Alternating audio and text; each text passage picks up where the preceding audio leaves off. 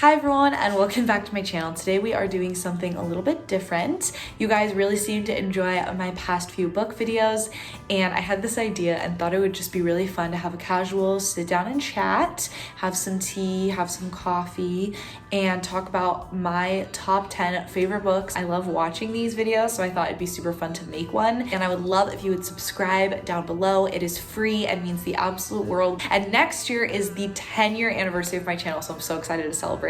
Comment down below your favorite books of all time because I absolutely love recommendations. I am not going to put them in a particular order except for the last two are going to be my favorites. So it'll be kind of like a build up to my favorite. You can check out all my different playlists, all my shorts, and I have all my social media and my Linktree down below.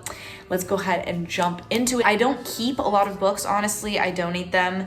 The only books I actually keep or buy are books that are really special. So I went through my bookshelf and I picked out these 10 as books that I always come back to, but I'm sure there's honorable mentions that I'm forgetting about. This is My Year of Rest and Relaxation book I found a few years ago. I think I read this the year that it came out. This book really stuck with me. I absolutely loved this book. If you're not sure what this book is about, I'm sure most people have read this by now, but this book is about a recent Columbia graduate who works an easy job at a hip art gallery, and she lives in an apartment on the Upper East Side of Manhattan, going through a lot, being a young adult, and then she decides that she wants to take a whole year to see if she can sleep and only sleep and have like a friend drop off food and like things that you need to live. And the ending twist had me so shook. I flew off my bed. What this book is trying to say is very interesting for young people, and I think the concept is just so creative. Okay, next is Kill the Boy Band. Basically mixes like a YA fun adventure with horror,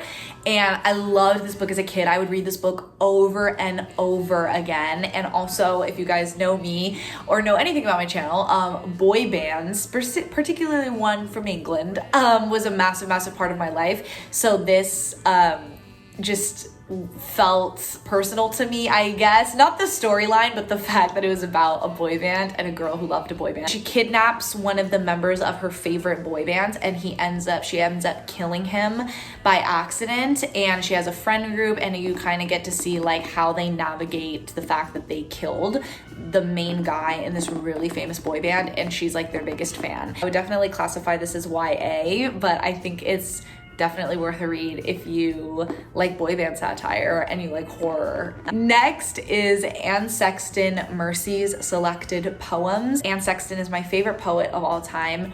Just, talking work strictly, she had a very tragic personal life. I got this book at Hatchards in England, which was a beautiful bookstore, so that was a really cool memory. I couldn't find any of her books in print or any of her poems in print anywhere. And the fact that my favorite poem of all time is in this book, and so that's why I count this as one of my favorites, called Young. And I love it so much to the point where I have memorized it or talked about it in like every class I've ever had since 7th grade.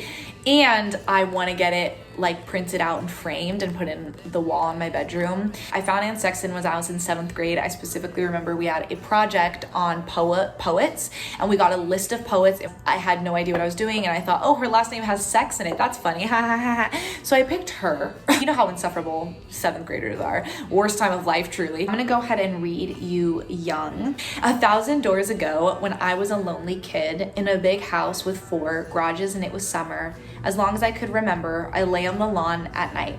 Clover wrinkling under me, the wise stars bedding over me, and my mother's window a funnel of yellow heat running out.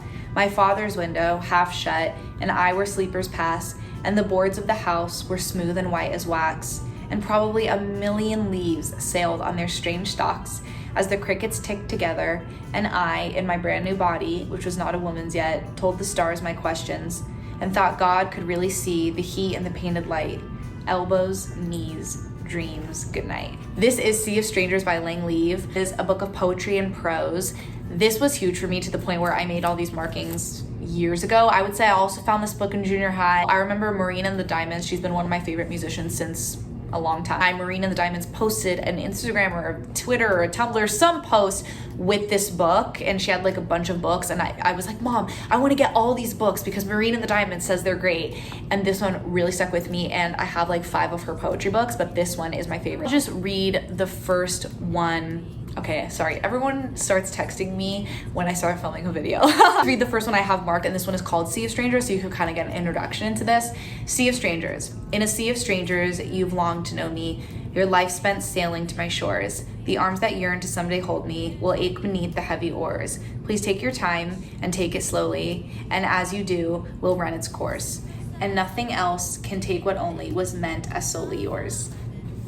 Such good poetry. I highly recommend Linktree. The next one, I tried to put a recent read in this video, and my recent read that was just literally life-changing was The Cruel Prince. One of my best friends came over and saw it on my shelf, and she was like, Jude and Carden, and I was like, what?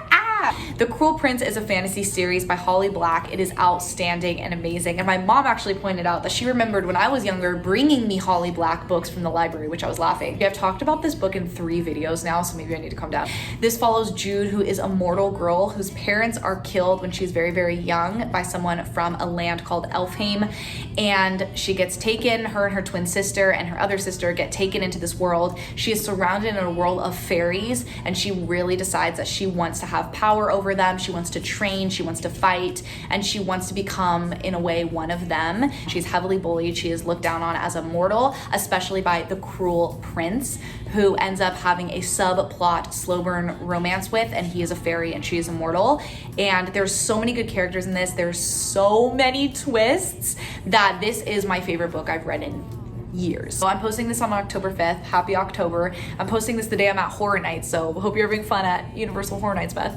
I'm filming this in the summertime, and this is such a good book. And you love kind of like a monarch fantasy, especially fairies. Fairies are my all-time favorite. I used to have fairy wings, and I had a really big backyard, and I would just, I'm an only child, that explains it. I would just run around for hours in my backyard with my fairy wings on and just like sing songs and pretend to flap my wings. That's what I would do for fun when I was like a really little kid. That's for hours, literally hours. This, and Carden is my book crush. He's beautiful. Highly recommend this book. Next was a big one for me as a kid. This book is so good. There's a lot of teen angst. This is by Rainbow Rowell. She also has a great book I loved as a kid called Fangirl. And if you are a fangirl, you would relate to that book so much. I actually just got a brand new beautiful copy of that book and put it in my little free library, and some little junior high girl took it. And I was like, oh my gosh, I love that. But Eleanor is the new girl in town with a chaotic family life. And then she meets this guy on the bus named Park. Park is the boy at the back of the bus with black t-shirts, headphones. He loves music. He always has his head in a book. He thinks he's invincible. He's like the cool guy.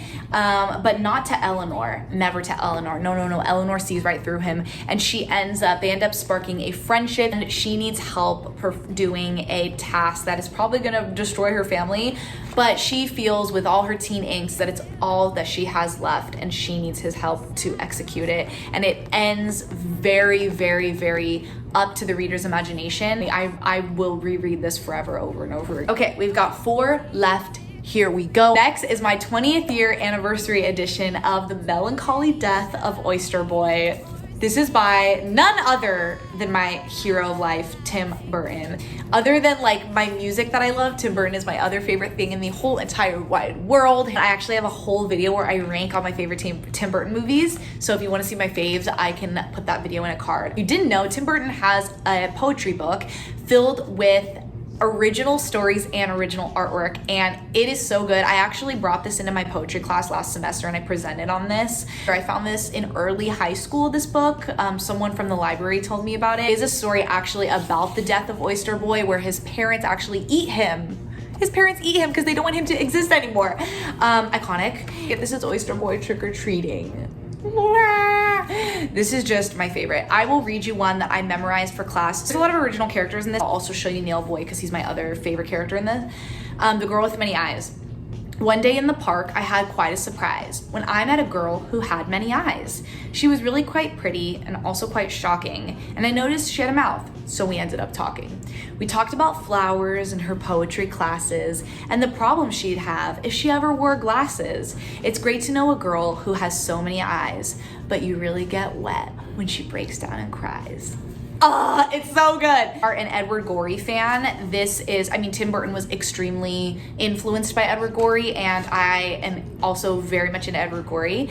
Here is Nail Boy. I love Nail Boy. I love Nail Boy so much. I don't know why. I just think the original illustration is so cool, to the point where like I want a full-length feature animated film on Nail Boy. Is anybody else like, do we need a Nail Boy? I need his backstory. I do. I need it. Like in my head, there's even an animated version and Timothée Chalamet is this boy. Like, you know what I mean? And there's a love interest Nail Girl. You know what I mean? Anyways, if you love witty poems and you love dark humor, you've had a crush on Jack Skellington since you were little, get this book. Okay, I always joke about this because I've talked about this book too, but I'm like, an indie read. This is Harry Potter.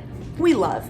And I have the really beautiful 20-year anniversary editions that are in my house color. I'm missing some of them. I know.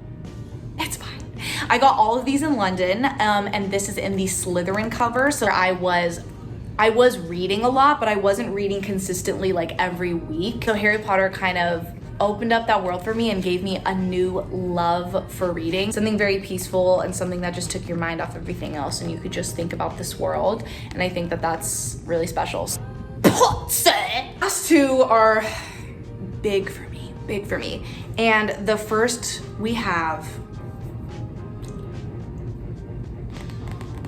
is a series. This is The Summer I Turned Pretty. These covers I got back in like 7th grade, so I don't even know if these covers are a thing anymore, but I love them. I have this displayed on my shelf for always by Jenny Han. Hey, some days when I would get home from school, I would have to just wait at the library when I was like younger. And so I remember one day in like 6th grade, I was young, 5th grade maybe? I had done all my homework. I had literally done everything. And you know how annoying middle schoolers are. I was like, I'm bored, Mom. What do I do now? Like I have to sit here for more hours.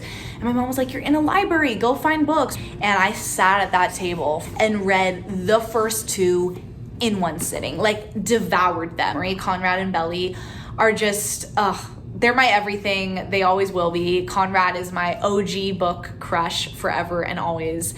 To the point where I love that name so much, I would name like, if I had a son one day, I would name him Conrad. I just love the name. I love the memories. Please do not base this book series off the show. The show is fine. There's nothing wrong with it, really. It is different, though. The story is different in the show. Much more cringe in the show. I'm just gonna be real. I mean, the book is still cringe, too, because it's a YA love story, but it's so good. I love, like, Conrad's, how emo he was, and starting fights down at the beach. I always loved the character Susanna, like, to the point where it almost makes me emotional because Susanna reminds me just so close to my grandma, like that character, just that warm, gentle spirit. Ending of this book was, I think, the most perfect ending anything could ever have. And it's almost like one of those things like Ross and Rachel where it's like, you're not sure if you think it'll work, but you want it, you need it, and you won't have it any other way. And that's Belly and Conrad for me. Honestly, these are just a bunch of random people on here. I read this series like 9 times. That's not an exaggeration. I would just read it and then I would read it again. I don't think anyone is surprised is Neil Gaiman's Coraline. Coraline is my favorite book and my favorite movie and just my favorite story in general. This is a rare one where the movie is just as good, if not better, than the book. The movie is so strong. I actually just got tickets this weekend to see the remastered 15-year anniversary 3D. I have my little key necklace. Coraline is a story about a young girl named Coraline Jones who moves to a new town, which is actually supposed to be Washington State, which I found interesting. She meets some really interesting characters at her apartment complex, including the incredible Mr. Bobinski, one of my favorite book characters of all time. You know, she's a young girl. She has to change schools. It's just a lot of change. She's an only child, and she finds a little door in the wall, hidden in the wall, and the door opens up into another world. When she gets to that other world, she meets people who look identical to her parents, and everything looks identical to her normal life, except everyone has buttons for eyes. What does that mean? Do they want to sew buttons into her eyes? Are they good? Are they bad? Is she brave enough to go back through the little door? Everyone knows about Coraline, so I could go on and on about it. When I was a little kid, the first time I saw Coraline, it like changed my life. The book is one of those books that makes you think anything is possible and you can do anything and you can be brave when put in terrifying situations that life hands you. And it's just a really beautiful coming of age fantasy story. Okay guys, I hope I didn't ramble on for too much. I'll see you in my next video. If you like these countdown top 10s, I could maybe do my top 10 favorite movies of all time because I have them all on DVD, so I could show you the physical medium. Beauty and brains, singing with the stars. Is it weird? Is it wrong to wanna